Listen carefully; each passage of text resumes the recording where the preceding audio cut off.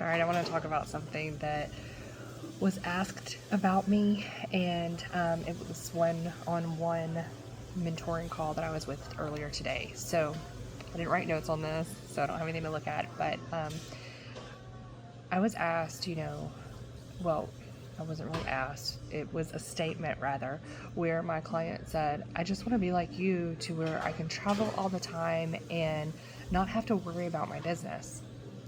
I still worry about my business, my cleaning company. So I'm an absentee owner for my cleaning company. I'm full-time here at Prestige Purpose, where I'm a business mentor for service-based businesses. And I just kind of said, let me interrupt. I do still care. I do still worry. I do step into the business. There's a L10 meeting, so a level 10 meeting that's between all admin. I'm invited to it every single week.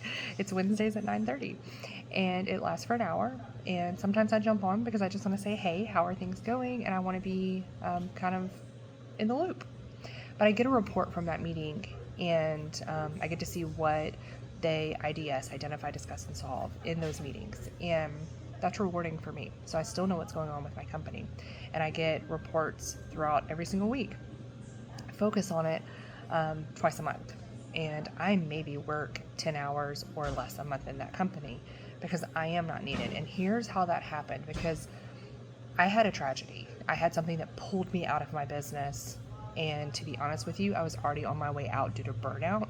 So when that tragedy happened, it was like, y'all have to figure this out. We did have systems in place when that happened. I had an office manager that supported the role and was able to take my systems and put them into play. This is what we're going to do. Here's how it works. I was out of my business because of a tragedy where I didn't have a computer, I didn't have my phone, and even if I did, I couldn't have worked them. I was not at a physical place to be able to work. I literally went through a life-changing disability, which is why I do not work for my cleaning company now. I'm still disabled. And the way that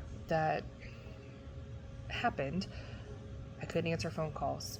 I was in a hospital during a hurricane, no power, no internet. We had no cell phone service for several days.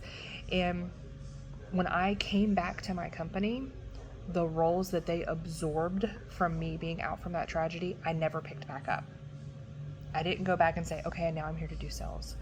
Okay, I'm here to do hiring. I didn't take those roles back over. And that's how you start getting out of your business. So if you go and take a week-long vacation and you're no longer answering sales, the person you trained to do it before you leave, they need to do that role. Okay, so I hope that makes sense. But when you hand it off, you delegate it because you're going to be out of town or you're going to be away for whatever the reason is. There's going to be systems to back up how you delegate this out to somebody. And then if you realize, what, they're not doing it right, you don't take it back from them. You don't say, well, you're not doing scheduling right, or you're not doing sales right, I'm going to take it back and I'm just going to do it myself. That's not how that works. If your actual goal is to exit your business or exit the role or exit the task, start small with task, that there's systems and processes on how you do this. So during that conversation, I was like, whoa, wait a second, I do care. I absolutely care about it. That is my bread and butter. That's what pays my bills. That's what gives my employees a job opportunity and to be able to better themselves. I absolutely care. I'm looking at all the back end stuff constantly with metrics, and are we hitting our metrics? And if we're not, accountability is one of our core values. So why are we not hitting them? Whose fault is it? How do we fix it? And so figured it was a great topic to talk about. And it was a great topic to talk about right here because there are other people that wonder, how do I get there? What do I do? And I'm going to say the first step is document your system. And how do you document your system? Because people say, well, I have it documented and it's up here. Well, that's not going to work if you have a tragedy. So now I tell my clients, don't think about it as though you're replacing your position. Think about it as, oh, shoot, I don't have internet access, I don't have a cell phone, and I can't verbally tell somebody how to do my role. You've got to have that documented before it happens. I praise God that I came through that. I praise God that I actually had systems in place, and I had people that were already in place to work. So it wasn't like now I've got to hire extra people. So I had already started stepping out of my business due to burnout and handing things off. And actually at that time, I didn't hand them off correctly. I didn't do a delegate to elevate with those positions. Instead, it was a dumpster fire. And I don't want to do this anymore here. So it was not even handed off correctly to begin with. And we had a lot of reconstruction that happened after those handoffs. So I learned from my own mistakes. And that was over 8 years ago that I walked out of my company due to burnout. And then my tragedy happened 2020, August, can't remember the date, but August of 2020 during COVID. So I want you to start documenting your systems now. And you're thinking like, okay, great. How do I do that? So here's your first step. You're going to take a piece of paper and you're going to say 8 a.m. and here's what you do. 9 a.m., here's what you do. 10 a.m., and I want you to do that every hour. And then I want you to take those hours and I want you to break them up into 15-minute chunks. Because sometimes you're like, well, in that hour I did 22 things. But what were you effective at doing? And then you want to create efficiency. Well, if I would have checked my email and answered those and spent an hour checking emails and answering those, the tasks that come from the emails start at 9 o'clock. You don't read an email, stop and go do the task, and then come back to the email. That's not efficient, okay? So you want to create a system, and you want to teach the system to whoever's going to do that. I don't check my own email at either company. I don't check my own email. I only check my personal email. And so when someone is checking the email, that's a simple task, and we teach that in our Delegate to Elevate course. But if they're going to start checking your email, you want to teach them to task block. So if I'm going to just jump in an email account, and I have one pulled up here. So I jumped in my email account, and I can see so far today we have received, and it's 11 a.m. on a Friday, we have received 8 emails.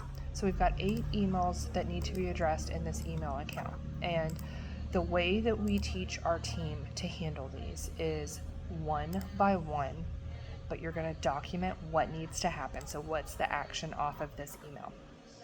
One of these is, I need to scoot this over just a little bit, sorry. One of these is from our bookkeeper. Actually, 2 are from our bookkeeper. Let me move it this way. Yeah, there we go. And then I'll turn you guys. Okay. So one is from our bookkeeper. It's a weekly email that we get that says, hey, can you help us assign these bookkeeping tasks so we know what they go to? So she's going to write down bookkeeping answers. And then the next one is they have some follow-up questions about some of our categories for end of the year. I see that there's one in here from our payroll company, and that email is about, what does it say? Oh, confirm your employee email addresses for W-2s because they're getting ready to process those and send those out. I have another one here from an employee that forgot to clock out, or the clock out didn't go through, so that needs to be changed. Now you see that these tasks are coming just from checking email. So what if we stopped and we're like, bookkeeper email number 1? Well, that's going to take us 20 minutes to answer. Bookkeeper email number 2 is going to take about 5. W-2 is going to take about an hour or so because we need to get with all of the employees at both companies, gather their addresses, make sure that they're correct, report that back. This last email is going to take about 10 minutes. So the way that we group these then is we're not going to work on that when we're checking our email. It goes as a task. And then we decide what's the priority order to take care of this in. Okay, so I'm just going to talk about these emails that we're looking at. I'm not going to go into everything here. Priority task, let's go ahead and do the quickest task first, which is going to be fixing the employee clock in. The next one, it's going to be the quickest because we want efficiency here. Quickest one that we can do next is going to be answering the category questions for the bookkeeper emails.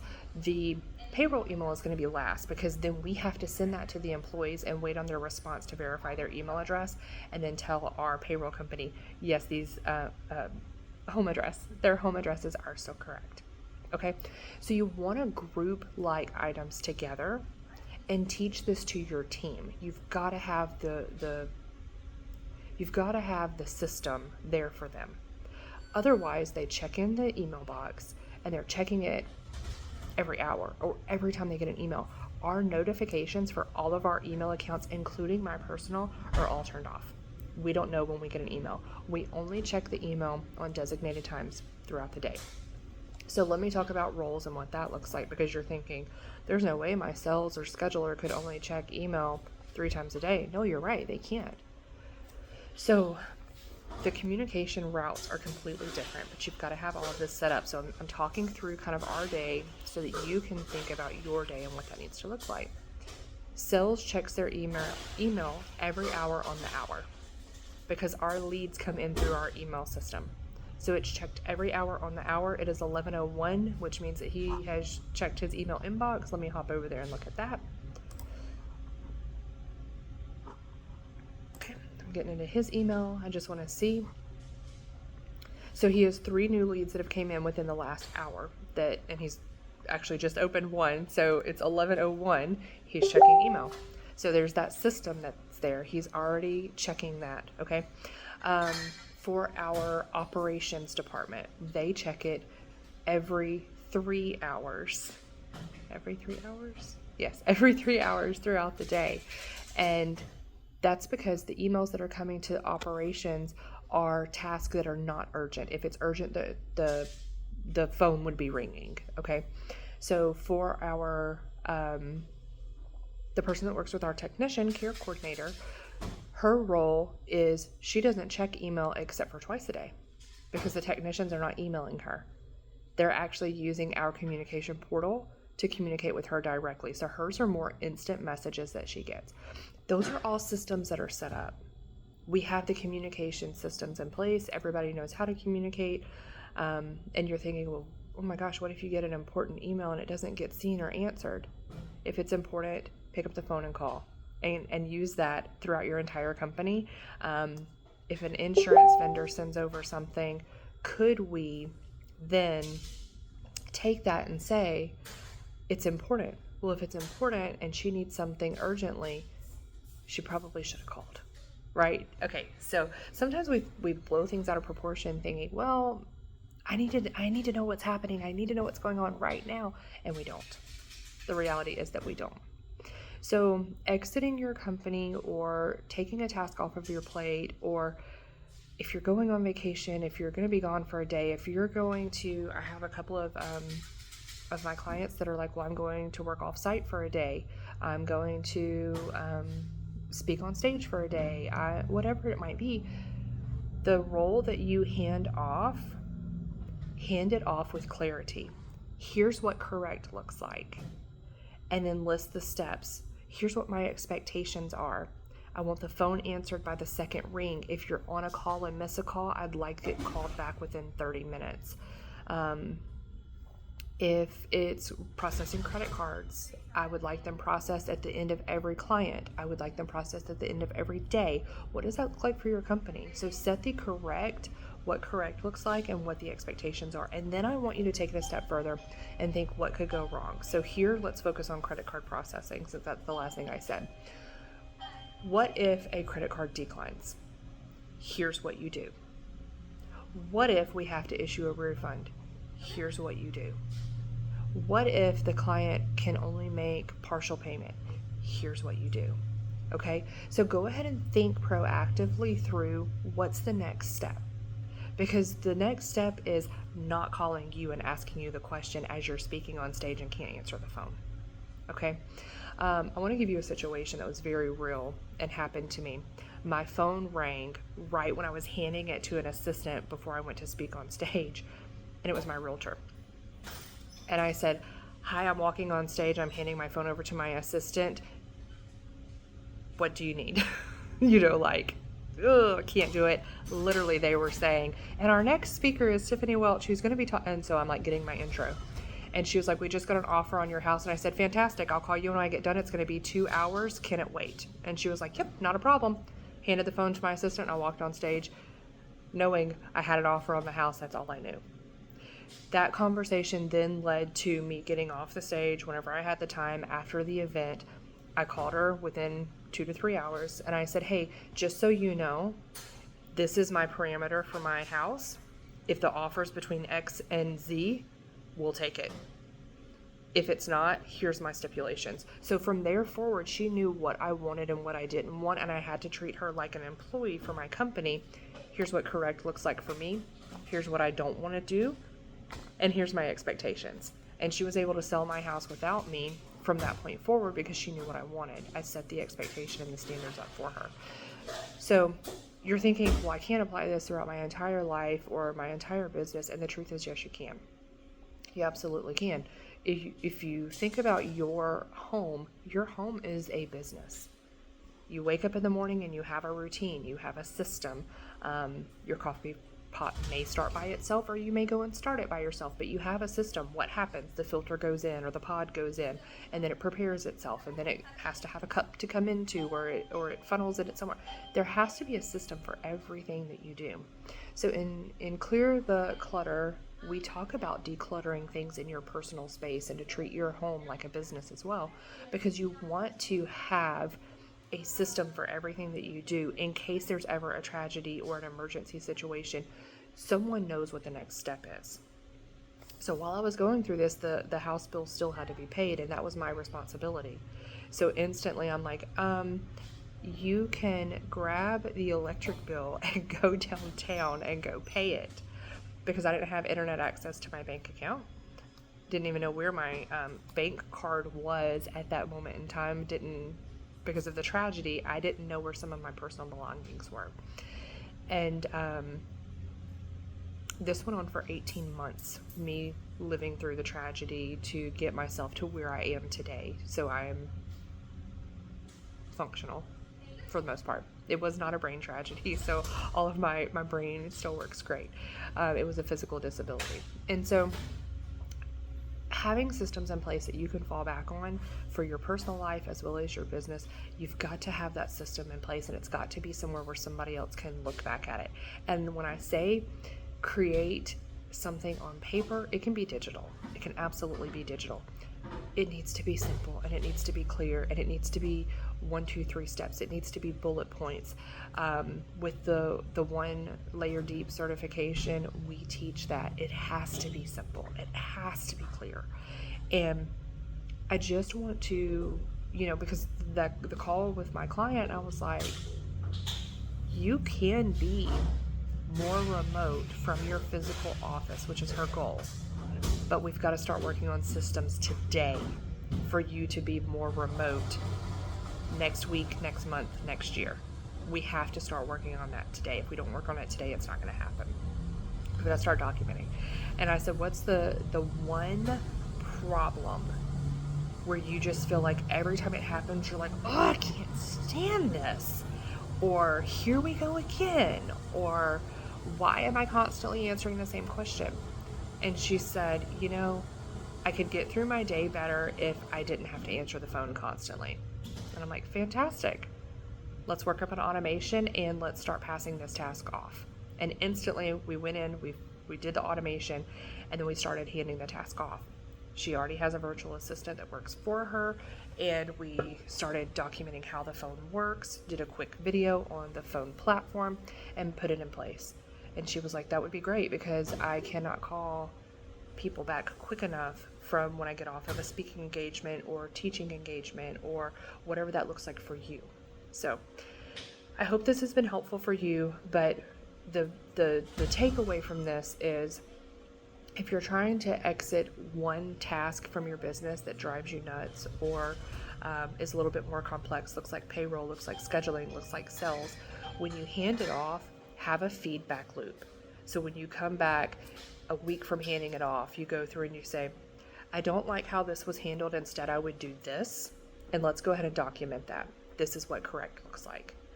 And over 14 years in business, I still go back sometimes. I'm like, this has never happened before. This is new. So here's how we're going to handle this going forward, or until I change my mind. Give yourself that permission. So I hope this has been helpful for you to understand how to start handing tasks off whenever you leave your business for a vacation, or if a tragedy does happen, you don't pick it back up when you come back if you're trying to get out of that, if you're trying to hand that off, if you're trying to work your way to absentee or maybe into another company or venture that you're starting. I'm Tiffany Welch. I am your business mentor, and I'm happy to help.